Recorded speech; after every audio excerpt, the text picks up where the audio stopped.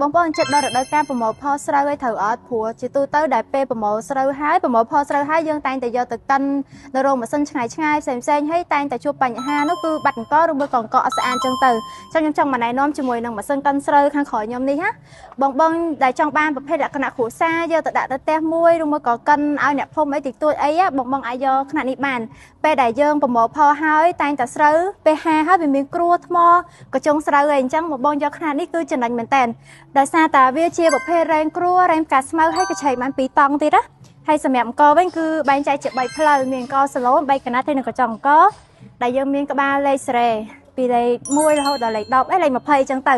សារ៉េទៅតាមប្រភេទសន្តានស្រូវបងណាហើយសម្រាប់ភ្លើងវិញប្រើភ្លើងត្រឹមតែ220វ៉ុលទេអាចថា22ទៅ32អំពែហើយពេលដែលកិនមកអង្គកតុកចេញមកលេខ3អញ្ចឹងបងដែលចង់បានកតុកម៉ត់យើងអាចកិនទៅខាងក្រោយម៉ាសាទៀតបានណាអញ្ចឹងសម្រាប់បងដែលចង់បានប្រភេទម៉ាស៊ីនកិនស្រូវមួយដាក់ក្នុងផ្ទះអីអាចទៅមកកាន់មិនតិចភៅទូយើងបានណាចាអរគុណច្រើន